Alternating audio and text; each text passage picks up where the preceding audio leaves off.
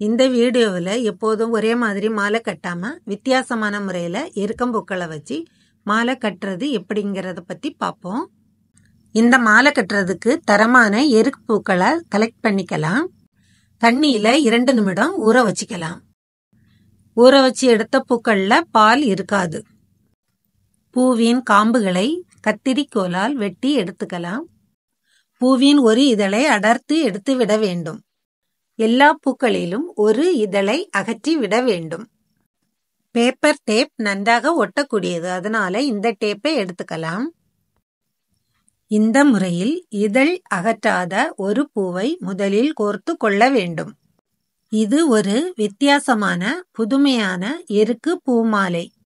இதுபோல வரிசையாக பூக்களை குத்தி கோர்த்து கொள்ளலாம். பூக்கள் ஒன்றோடு ஒன்று கரெக்டாக பொருந்தினால் மட்டுமே இந்த மாலையை கட்ட முடியும். மாலை எவ்வளவு நீளம் வேண்டுமானாலும் கட்டலாம்.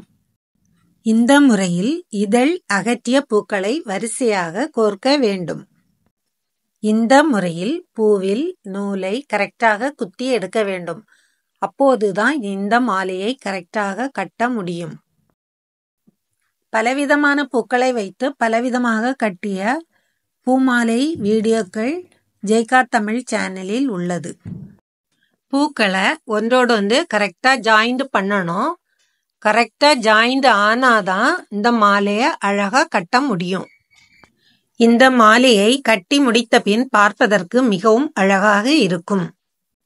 இந்த மாலையோட ஸ்பெஷல் என்னன்னா, இந்த மாலை கட்ட கட்ட ஸ்ட்ரைட்டாக வராது, வளைஞ்சி மாலை ஷேப்லேயே வரும். இந்த முறையில் கோர்த்தால் மட்டுமே பூக்கள் ஒன்றோடு ஒன்று கரெக்டாக பொருந்தும். விநாயகருக்கு ரொம்ப ரொம்ப விசேஷமானது எருக்கு பூ மாலை. இது ஒரு அழகான புதுமையான பூமாலை. ட்ரை பண்ணி பாருங்க.